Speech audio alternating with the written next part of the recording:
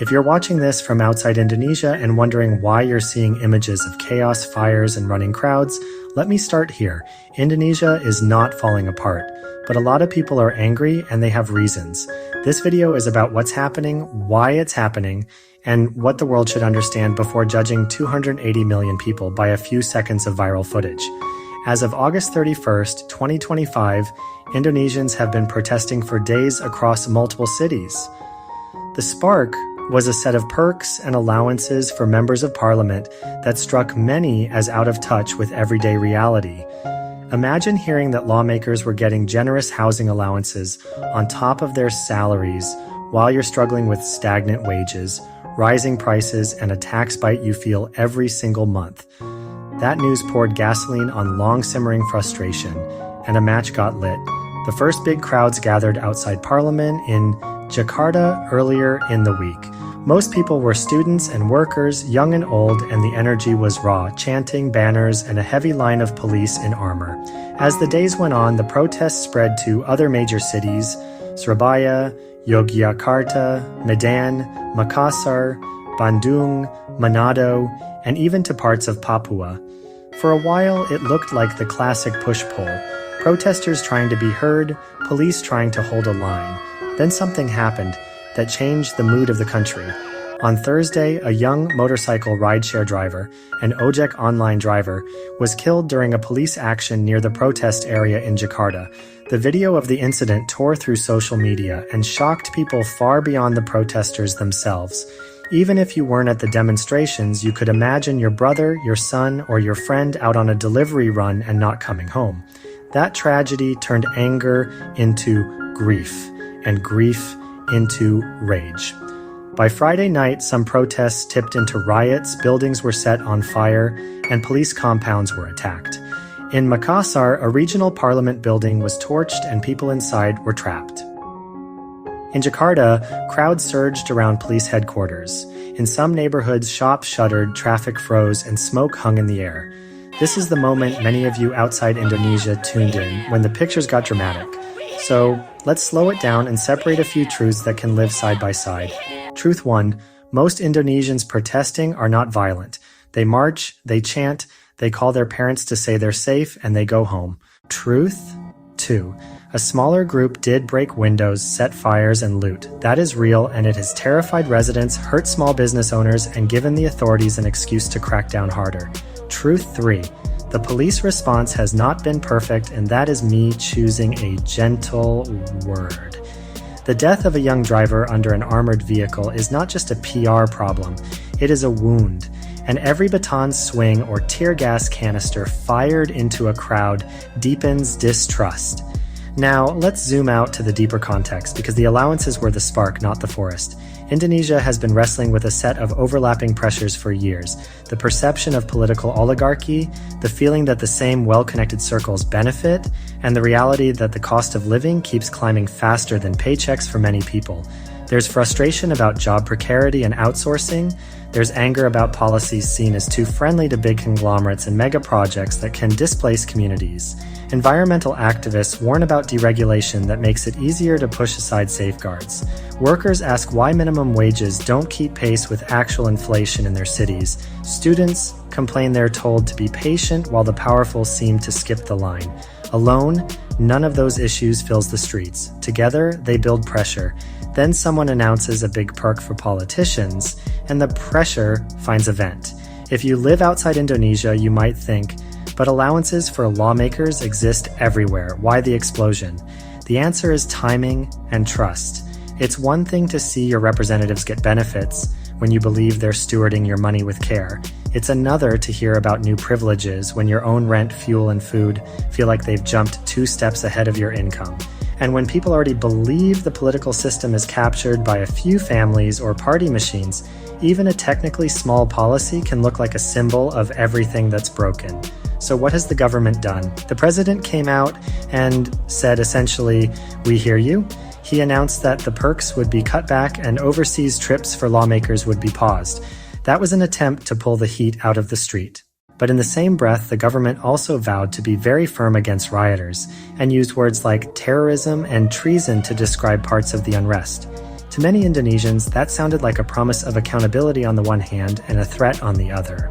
It reassured people afraid of more fires, but it also made civil society groups and human rights advocates nervous that the net of security would be thrown too wide. And the numbers, depending on which local authority you ask and which city you're counting, at least 5 people have been confirmed dead since the protests escalated, with some reports now putting the toll at 6. Injuries are higher, markets have reacted, stocks dipped, the rupiah slid, because investors hate uncertainty. Social media platforms have scaled back certain features to reduce the chance of real-time incitement. Universities and student coalitions are debating their next moves. Some organizers say the rollback of perks is not enough. They want structural reforms, not just a canceled allowance. Others say the streets need to calm down before someone else dies. Here's something outsiders often miss. Indonesia's democracy is noisy and alive. It's fragile in places, yes, but it is not a dictatorship with a thin coat of paint. There is a long tradition of student movements pushing the country forward, from the late 1990s Reformasi era that ended a dictatorship, to more recent waves against laws considered unfair. There is also a long shadow of heavy-handed security responses. When you put those two currents together, energetic civil society and a state used to asserting control, you get collisions. Sometimes those collisions end with a negotiated compromise. Sometimes they end with bruises and funerals. What about West Papua, labor rights and environmental fights you might have heard about? They are not the headline of this week's protests, but they live in the background. Indonesians arguing in the streets about lawmakers' perks are often the same Indonesians who worry about police accountability in Papua, or who march for fair wages, or who oppose mega projects they believe threaten forests and livelihoods. That doesn't mean every issue is identical. It does mean a common thread runs through them. People want fairness they can feel, not promises they can quote. So, what does justice look like right now? For many Indonesians, it begins with a transparent investigation into the death of the ojek driver and accountability for anyone, uniformed or not, who broke the law. It includes real clarity on how lawmakers' compensation is set, what gets paid and why, and how that compares to everyday incomes in different provinces. It means offering a path for protesters to be heard, public hearings, independent oversight, credible timelines, so the streets don't feel like the only microphone that works. And it means drawing a bright line between peaceful dissent and violence, then enforcing that line fairly. People who burn buildings and endangered lives should face consequences. People who peacefully raise their voices should not be intimidated or smeared as enemies of the state. If you're outside Indonesia, be careful about the stories you share. A 30-second clip of looting may get 1 million views, but it is not the country. Nor is a smiling cafe seen 2 blocks away the whole truth. Indonesia is both a place where a small business owner is sweeping glass out of her shop, and a place where a student is handing water to someone caught in tear gas. Some practical notes for viewers who have family, friends, or travel plans here. First, check official advisories and avoid protest areas. Second, be cautious with rumors. Disinformation thrives in confusion, and old videos get recycled as breaking news. Third, respect that many Indonesians are processing grief and fear. Before you debate them online, listen to what they are asking for on the ground. Dignity, accountability, and a government that feels like it is working for them, not over them. And for Indonesians watching this, who might be split on what's happening, you can condemn violence and still insist on reform. You can support order and still demand justice. Those are not contradictions. They are the twin rails of a society that wants to keep moving forward without leaving people behind. When you see someone trying to frame this as a war between good and evil, pause. The truth is smaller and harder. It's a fight over how a big, complicated democracy listens to its people and takes care of them. What could meaningful change look like beyond cutting political perks? Start with transparency by default. public dashboards that show exactly how compensation for officials is structured, what reimbursements are allowed, and where money flows. Add independent oversight with teeth, not just commissions that issue reports no one reads. Link minimum wage adjustments clearly to actual inflation in each province, so people aren't arguing over whether the math is fair. Strengthen channels for peaceful assembly that don't rely on police lines. Permit processes that are fast and fair, designated spaces that can handle big crowds without choking a city, and protest marshals trained to de-escalate. On the policing side, invest in training and accountability mechanisms that are real enough to change behavior and public enough to rebuild trust. Economically, signal that the pain households feel is understood. Targeted relief, smarter tax policy, and practical cost of living measures matter more than slogans. On the political side, broaden participation beyond the usual circles.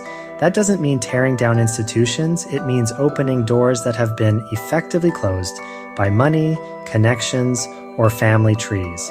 People don't riot when they believe the system will respond to a normal knock. Let's also talk about the role of students because they are central here. Indonesia's campuses are not just places for lectures, they are engines of civic life. Students often form the backbone of peaceful protests, printing materials, coordinating logistics, setting the tone. Support them when they keep order and isolate provocateurs. Challenge them when rhetoric outpaces responsibility.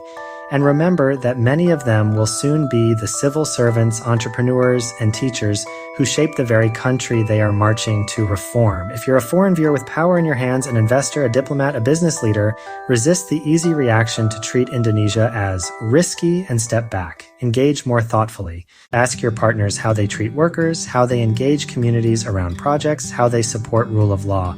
Work with the reality that stable democracies are not quiet because people are silenced. They are stable because people are heard. And if you're tempted to lecture Indonesians about how protests should look, check your own history first. To the families of those who died this week, I'm sorry. Saying that on camera will not bring anyone back, but refusing to say it makes us colder. To the small shop owners sweeping glass and counting losses, your anger is valid too. To the police officers who tried to hold the line with restraint and the ones who did not, there has to be a difference, and the system has to make that difference matter. To the students who went home hoarse but safe, keep your courage and keep your discipline. To the provocateurs who use the crowd as cover to hurt people, you don't get to call that justice. Where does this go next? In the near term, expect a tug of war. Organizers are deciding whether to keep momentum on the streets. The government is deciding how much to yield and how hard to push. The public is deciding how to feel about the trade-off between disruption and change. That push and pull can end in exhaustion and drift, or it can end in a small but real step forward, a policy that actually changes, an investigation that actually finishes, a precedent that says peaceful dissent is not a crime and violence is not a shortcut. If you've watched this far, do one thing. Talk about Indonesia with nuance. When someone at work says, "Isn't Indonesia on fire?" say, "Parts of it were," and people are demanding fairness. It's complicated, and it matters. If you have an audience, use it to share credible updates instead of fueling panic. If you have Indonesian friends, check in. If you pray, pray. If you donate, consider groups that protect human rights, support legal aid for peaceful protesters, and help small businesses recover after unrest. Indonesia is the world's third largest democracy. It has weathered dictatorships, crises, and earthquakes. It is also a young country where most people are under 30, dreaming of the same things you are. Steady work, safe homes, a say in their future, and leaders who remember that public money is not private privilege. The images you're seeing now are the messy surface of a deeper story.